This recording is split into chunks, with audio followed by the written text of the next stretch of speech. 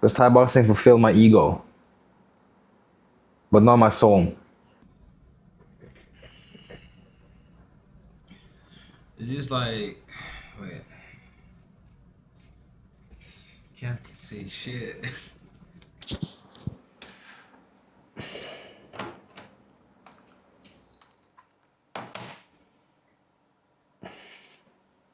This is like my third take of this one specific speech.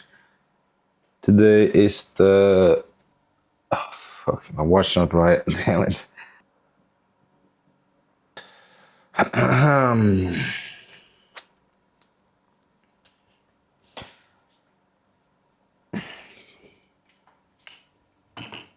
Yeah, today is the 29th of June. 29th of June. God damn, time goes fast. Shy. I would have been here for 6 months. This is like the third take I'm doing now because I kind of just want to be more. What's what I'm looking for? I just want to communicate my message a little bit better for this episode because the 21st of June 2022 marks the day I first went back to Norway, which is now 4 years ago. And that's when I went back to Norway to start my studies at BI. Look, I even got some notes, just like some quick notes, so I can fucking verbally communicate words better. And God damn it, it's hot. I need to turn it on again. I'm sorry if it gets loud in the background. Like, I don't care. I need to be comfortable doing this. 21st of June, 2022 marks the day I went back to Norway to study again at BI in Oslo. Now, why did I come to Thailand in the first place in 2020? Well, very simple. I wanted to do Muay Thai. I wanted to fight. I wanted to prove people wrong because I had doubters and haters. I don't want to say it like that, but I had people really doubting me. Vildes said it pretty well. The way I was before most of you people know me today, I was a completely different person before. Like, I was lazy and fat as fuck, to say it like that. And I just wanted to come to Thailand and prove people wrong that I could do what I said I wanted to do. Because it really pissed me off that people told me I couldn't do the things I wanted to do. Like, who wouldn't get pissed off, you know what I mean? Right? Like, fuck off. You're telling me I can't fight. You're telling me I can't do these things that I'm saying out loud that I want to do. Like, bro, come on, you're my friend. You're supposed to, not even my friend. How can you say this to like a person you don't even know that well? That they can't do that. You know what I mean? That's why I'm always about like encouraging people, even though it sounds dumb as fuck in my head. This is very contradictory what I'm saying right now. But even though if someone tells me they're gonna do something that they want to do and it sounds dumb as fuck, I'm not gonna tell them that it's dumb as fuck, unless it's really dumb. I'm gonna be like, yo, if that is what you want to do, I support you. Like, let's go, bro. You want to be a movie star at 30? Why not? Mats Mikkelsen. So don't tell people what they can and cannot do. It's really harmful. So yeah, anyway, that was a little rant. Yes, I came down here because I wanted to prove people wrong. Like, I can do what I said I wanted to do. And I really had a conviction in me to do it. I'm still here doing it. Again, because like I said, I went down in 2020 or 2019. End of 2019, I went down here, stayed here until COVID came, and then I went back to Norway. And I stayed there for 6 months, but then I came back again in 2021. But yeah, I came back and I just didn't come back for Thai boxing. I know that now. I didn't really know it back then. I came back for more than Thai boxing. Like Thai boxing, that's like the surface level shit. That's like the shallow. That's like a shallow answer. I was looking for something more, something way deeper than Thai boxing. I was looking for. I can't really describe it right now what it was, but I will come back to it. But I was looking for something more emotional, more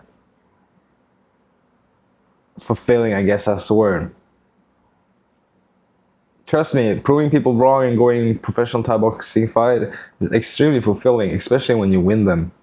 And when you win them in a stylistic fashion, right? But it was something more I was looking for. It was, like I said, something more fulfilling, something that would fulfill my soul more, right? Because Thai boxing fulfilled my ego, but not my soul.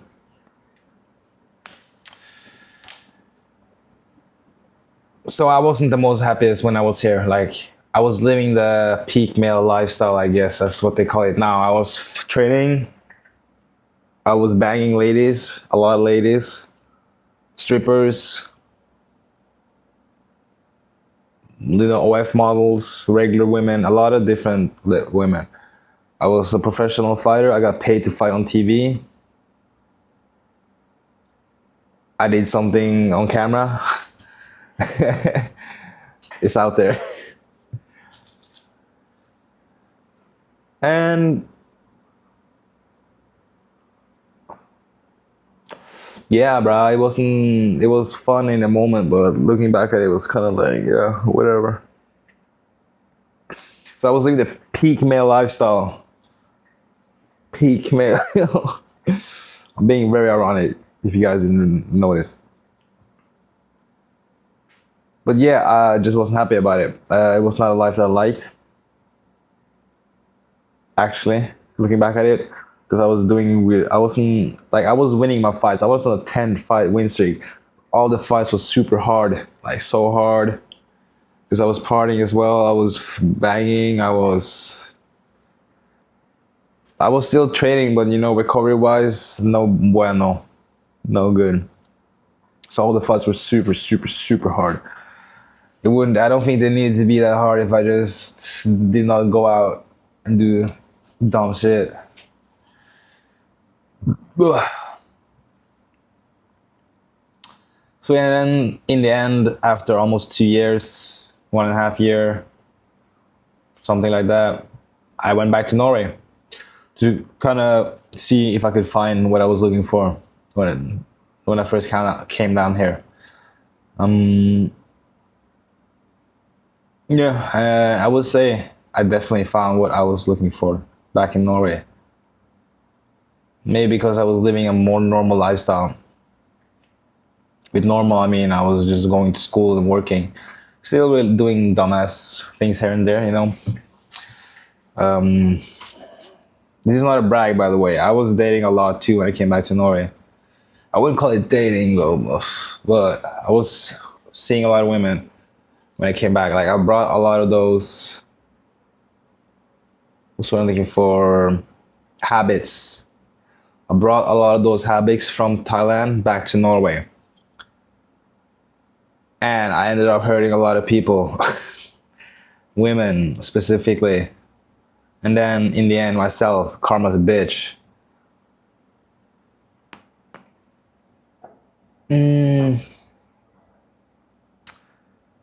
But I digress from that subject right now. Yeah, like I said, karma's a bitch.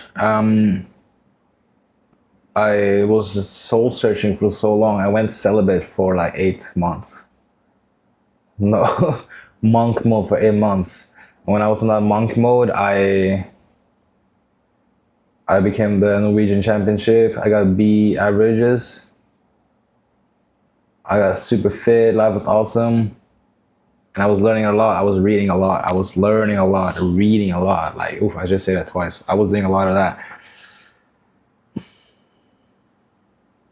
And I'm very happy for it because while I was reading a lot, learning a lot, and succeeding a lot, I was also in a very nice community with work, like and school, and I really liked the work I did at CU Atletica. I also really liked going to BI. Like becoming, I was never good at school, but actually, like it took me 2 semesters to really get the grip of it. But I almost managed to get a B average. Almost. I need to retake some 2 exams. 2 exams to get a B average. Fuck. I got 2 more years to do it though, so it's fine. I'll manage. But yeah, being good at school was fun. I never was good at school. Never, ever, ever, ever, ever was good at school. I barely passed high school. And being good at something else than just Muay Thai was extremely fulfilling to the soul. And like I said, having a job, that was also awesome. That was like a community. That was like family was also cool.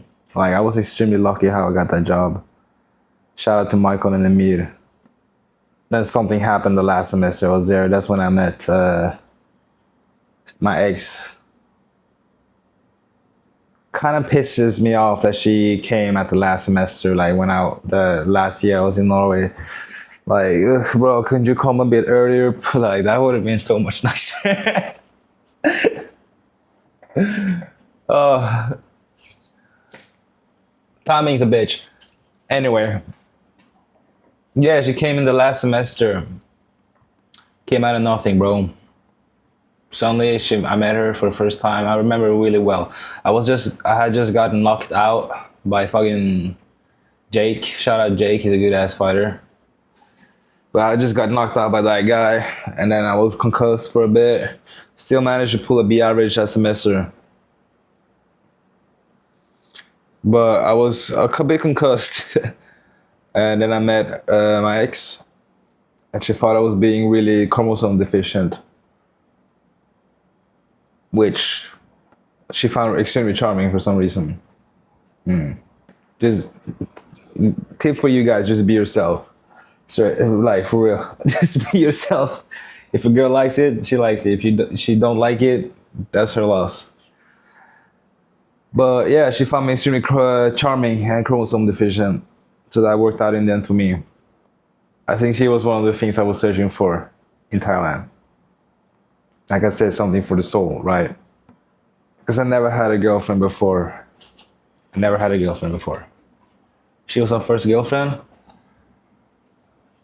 And I was also always thinking like, yo, if I die without ever experiencing love, that would, like true unconditional love, that would be terrible. That would be so terrible. That would be like, I lived this whole life and I was like too afraid to be brave enough to experience love.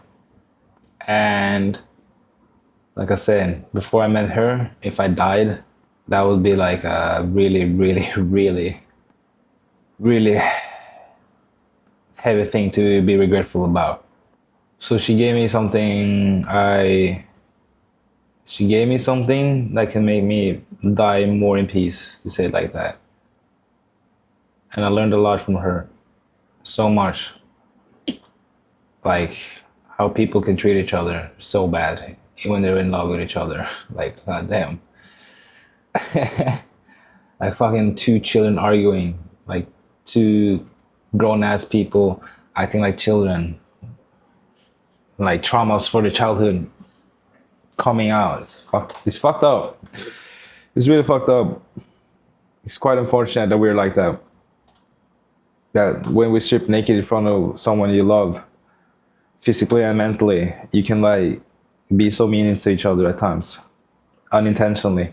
But there's always like, I make it sound like it was a bad relationship. No, it wasn't. It was awesome. It was amazing. One of the happiest I've ever been in my life, actually. What I meant there was like, your love do make you act weird. It really does. It really does. Damn, it really does make you act like a fool, doesn't it?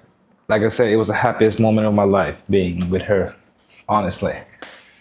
And I make it sound like I was super depressed before that. I wasn't like, I wasn't okay. I was very much happy then, but I was not, okay, not very much happy.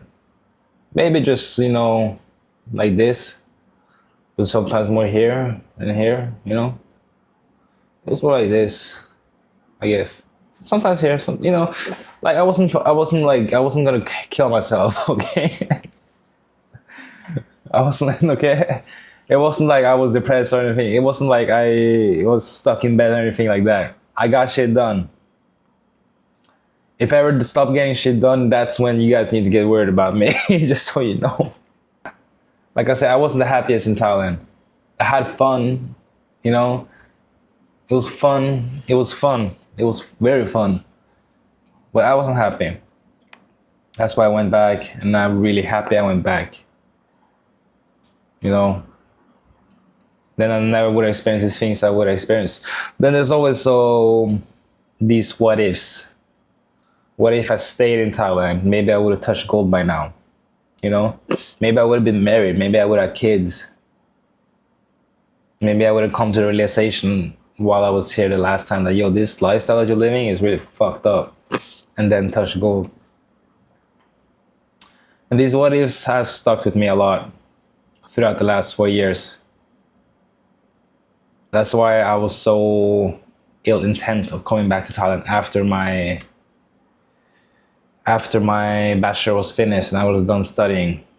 Because, like I said, one of my true regrets in life was never experiencing love. Right? That was one of my true regrets in life, never experiencing love. But I know for a fact that if I don't come back here and give it one more shot and stay disciplined, stay focused, and just give it my all, it will become a really true hard regret. It's not one now, but I know it will be. And that's why I'm here now, to make sure it doesn't happen.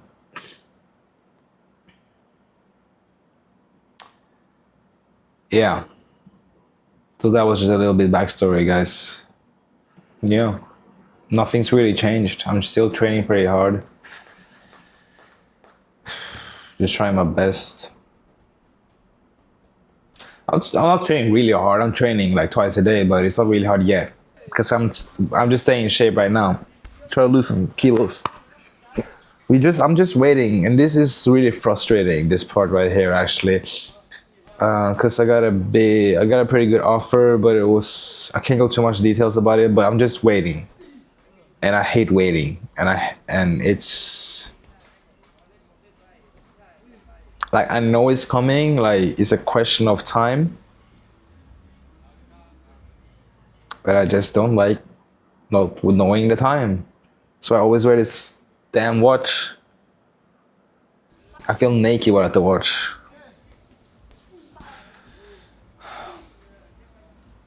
But now, yeah, I'm just waiting, and if I have to keep waiting longer, I will go crazy. I need to fight. I want to fight. I am 28, bro. I need to fight. I can't sit around and wait. Fuck that. I need to fight. But you know what? Besides that, life's pretty good right now. I'm just training. I'm living life. I'm living the dream. I'm extremely privileged to live the dreams of others people. Like on the tip of my tongue, I'm gonna say it. On the tip of my tongue, I was gonna say it's not really my dream, though. It's not. I'm just here because of my ego. Like, I'm just here because of my ego, and I have fucking big ego. You guys should have told me I couldn't do Thai boxing like 9, 8 years ago. Look what you guys made me do. Fuck you guys. Now I'm here getting concussed because my ego can't handle it. Because my ego can't handle you guys telling me what I can and cannot do.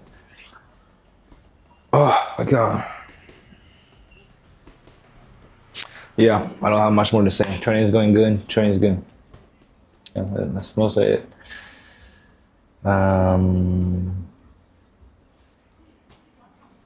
I hope this was a very compelling video for you guys. Like I said, some lore, some backstory. Next episode maybe will be like a shirtless reveal of how it looked like from before. You know what? It's funny. People should tell me like, "Yo, you couldn't like go super viral on Instagram." Like if I showed like before and after picture. You know what? Fuck that. I think it's me personally. I think that's kind of cringe because I feel like it's part of what I call the industrial real complex. What is the industrial real complex? Well, the industrial real complex. Why is that? Well, because the industrial real complex is built upon the algorithm. The algorithm wants you guys to consume something very extremely specific. And how the fuck are you supposed to relate with something that is made by a multi-millionaire tech company that caters to hijacking your nervous system and your brain cells and dopamine level? Like honestly, how the fuck are you gonna, I'm just ranting right now, like how the fuck are you supposed to emotionally relate to that, right? If you see the same shit, because I don't know if you guys notice this, I'm still ranting, but I don't know if you guys noticed it when you're scrolling reels, but every video is the same format basically. I noticed it in the Muay Thai too. I noticed it in football. I noticed it in yapping videos. I noticed it in like lifestyle videos, in essay videos. They all follow the same, like I use the word format. I'm not sure if that's the right word, but it's like this very specific ingredient. It's like baking. Okay? It's like baking. It's like this very specific ingredients, this very specific temperature, this very specific line. Oh, I had a really good word for that line. I had a really good word to use instead of line. Oof. Oof.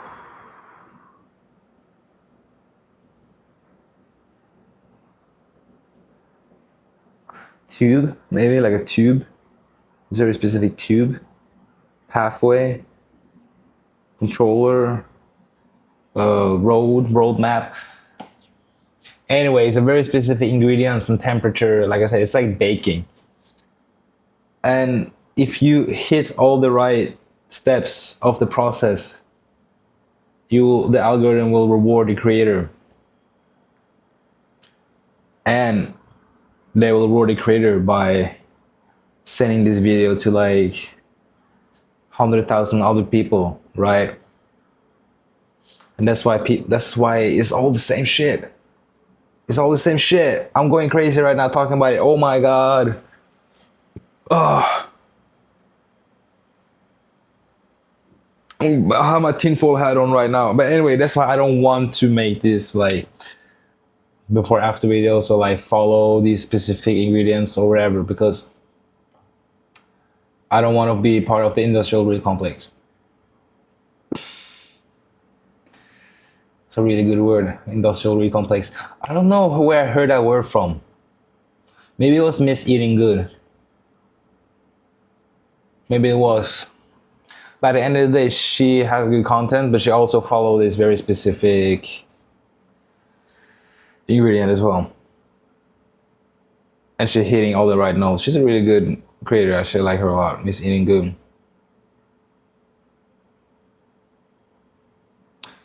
I also, you know what? I'm on the rant. I'm gonna stop before I say something more. Alright.